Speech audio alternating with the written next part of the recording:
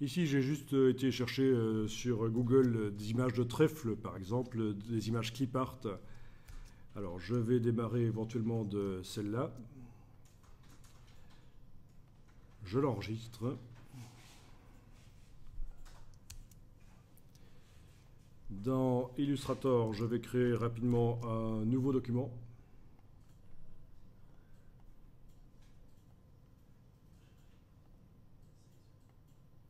Importer. Voilà. Je vais vectoriser cette illustration en demandant d'ignorer le blanc.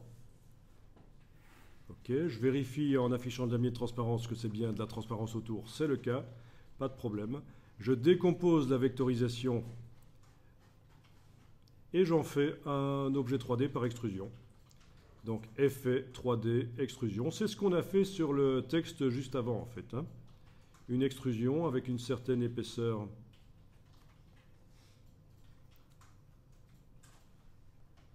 Ok, alors ça aurait été bien si j'avais mis une autre couleur que le noir, parce que là on n'arrive pas à voir quoi que ce soit.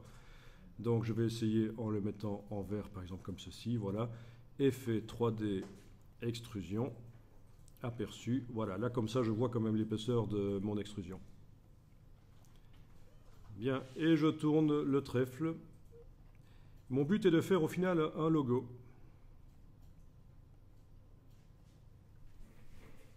Et si possible, un logo par espace négatif.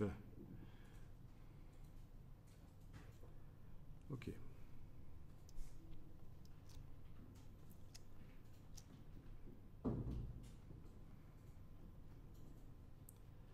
Alors.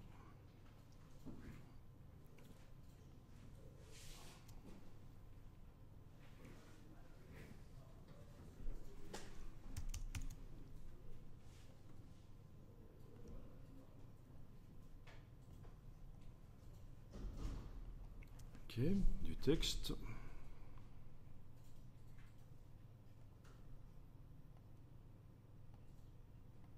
Du texte épais. Je veux mettre le même effet 3D sur le texte. Comment est-ce que je fais? Transférer l'effet 3D du trèfle sur le texte. Ben, style graphique en fait.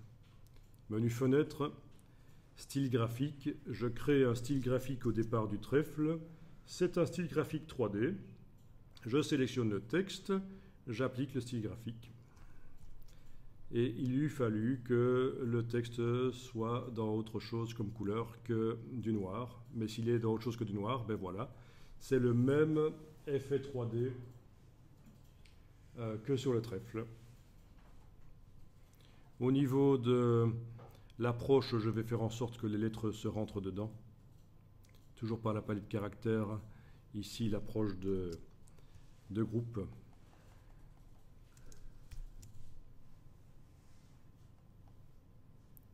Ok, elle ne se rentre pas encore dedans.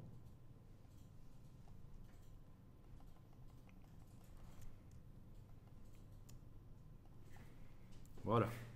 Donc, il y a quelque part une espèce de fusion 3D en fait. Hein. Bien, alors, j'enregistre ça. Donc, ça, c'est pas extrêmement compliqué. Hein. Je vais appeler ça logo 3D facile.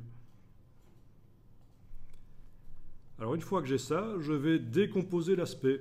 Objet, décomposer l'aspect. Et donc à la place de 3D, j'ai maintenant des vecteurs qui me dessinent des objets en 3D. Mais c'est du plat en fait, hein, c'est plat. Même chose pour le trèfle, objet, décomposer l'aspect. Et alors ce qui est intéressant à faire, c'est donner à ce trèfle une couleur noire. Complètement, voilà. Et la face du trèfle ici, lui donner une couleur blanche. Et vous avez une suggestion du trèfle par son épaisseur, en fait. Et c'est ça qui peut être très intéressant au niveau des logos, de suggérer comme ça.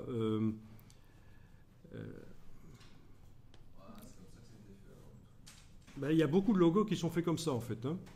où on fait de la 3D, on tourne et on enlève des choses pour suggérer les formes.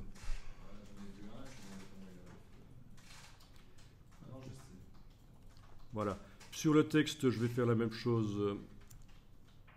Voilà. Je vais mettre le texte éventuellement derrière le logo du trèfle.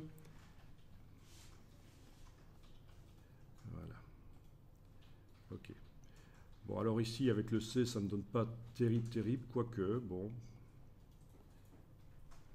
Il faudrait mettre, en fait, sur le bord de la face du logo, un contour noir pour quand même qu'on ait une suggestion de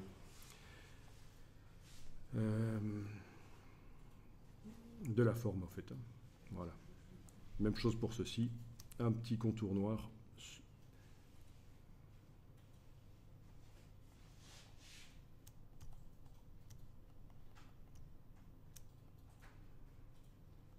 Ok.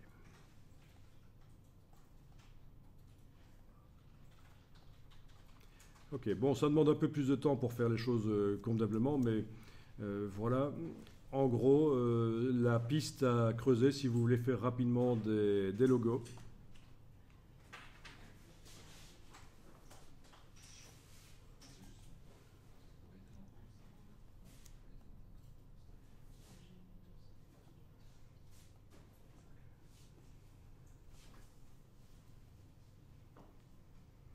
Ok. J'aurais pu faire ça plus simplement. Ton logo? Ouais. Il y a certainement plein de solutions pour les faire plus simplement, oui. Il faut essayer de trouver des astuces. Bon. Évidemment, ici, c'est un peu du n'importe quoi, ça a été vite fait, bon, mais malgré tout, il y a un côté graphique qui a été obtenu facilement. En y consacrant 30 minutes, 1 heure, on obtient quelque chose de plus intéressant, bien sûr. Donc il s'agit de décomposer la 3D et puis aller coloriser les faces